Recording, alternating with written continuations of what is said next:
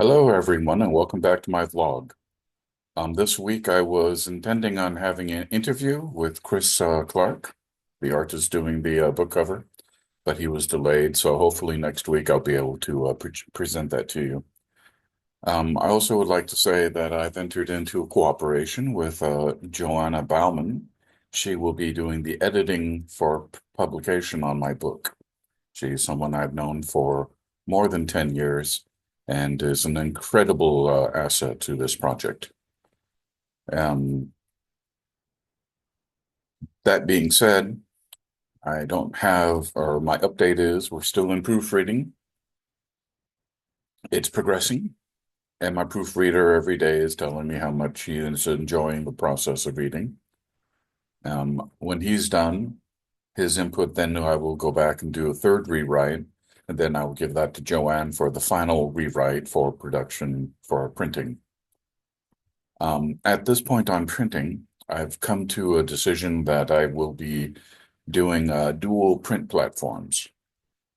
I will be allowing my book to go on to IngramSpark, and that will be allowing it to be carried on um, platforms that sell the books and booksellers that sell the books in a variety of different international markets. And then I get to pick the markets, and then I set up the process. Then those markets can procure the books from IngramSpark, and then I get a paycheck once the books have been sold. I've also decided I'm going to produce as well at the same time on Lulu.com. This will allow me to use Lulu as my store. Therefore, I can sell the book directly off my website, off my Facebook, and to you from here with links. That way you can have it. I'm going to make the book available in soft cover, hardcover, and ebook format. So you got a variety of choices. At this point, only English. Um, Still, we're looking at a publication date before the end of the year. So it's not tomorrow, guys. Give us time, give us time. Publication takes time, especially the first time running it. I am about 40% done writing book two. So that's also interesting because that's again using all the same tools and techniques and structures, and it's always fun. But I'm going to give you something today. I'm going to give you another short story. So sit back, relax, put your feet up, and let me present to you A Partnership Forged. Picture a city underwater, thriving in the depths of despair.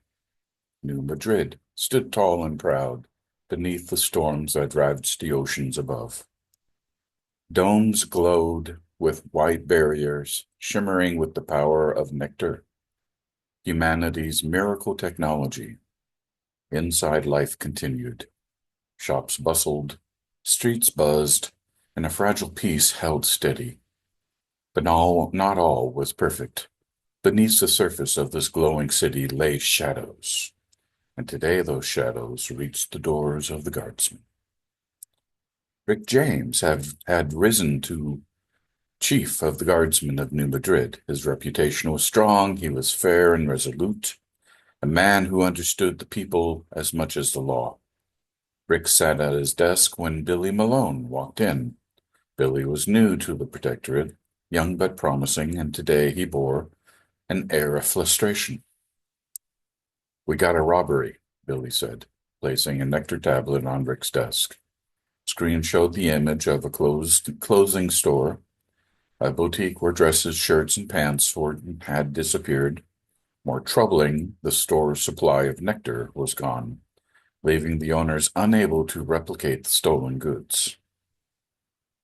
Rick studied Billy as he explained the case. There was fire in Billy's voice, but also hesitation when he revealed the suspects. "It's the gang," Billy said, barely meeting Rick's eyes. Everyone knew the gang, a group of kids hardened by loss who had a violent history with the guardsmen. "I don't know how to approach them," Billy admitted. "If we go in hard, it'll escalate. They don't trust us. Rick leaned back in his chair, his brown hair catching the artificial light. He remembered the gang. He'd dealt with them before, and though their actions were reckless, Rick had found a way to earn their respect. I'll go with you, Rick said, standing. We'll talk with them, not fight them. Billy hesitated. You'll think they'll listen?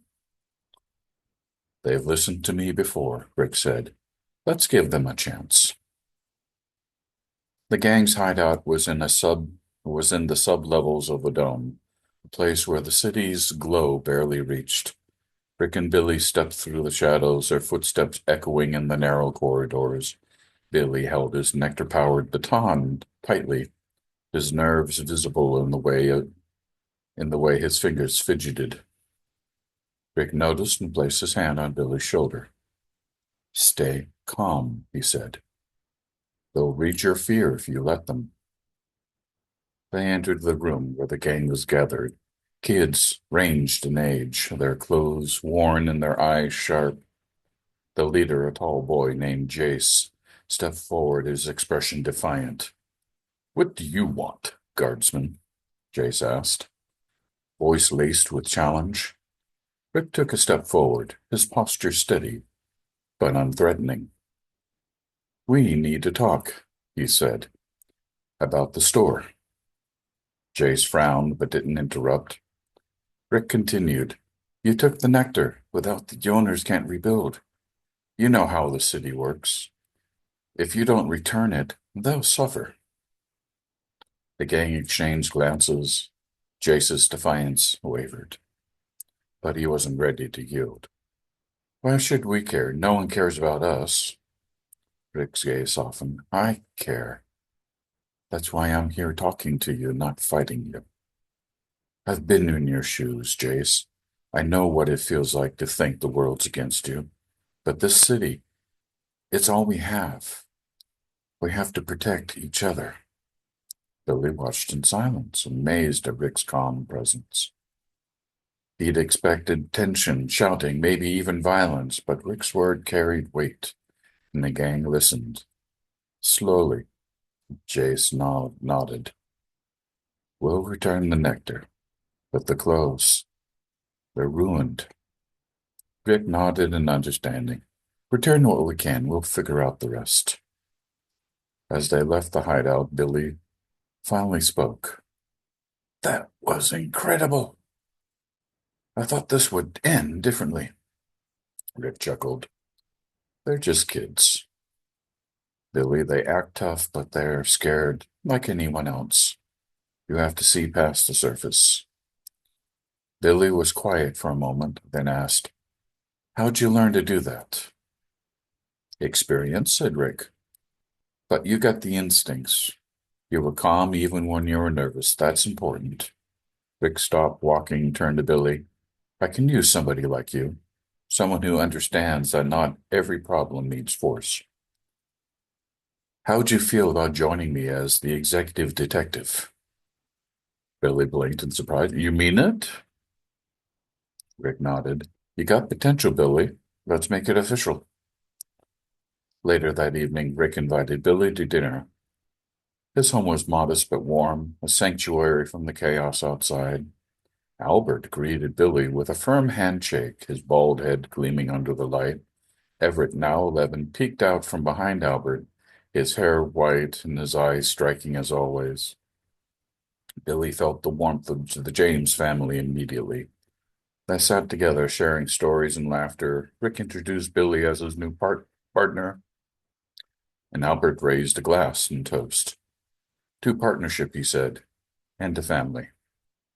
Everett smiled, his eyes bright with curiosity. Are you going to help my dad catch bad guys? Billy grinned. I'll do my best. The storm outside raged on, lightning flashing, thunder rolling, but inside the Jameses' home there was peace. For Rick, Billy, Albert, and Everett, the night marked a new chapter, a partnership forged in trust and respect.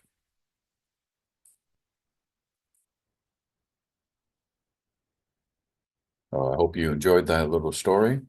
I hope I was clear, and I will see you next week. Bill out.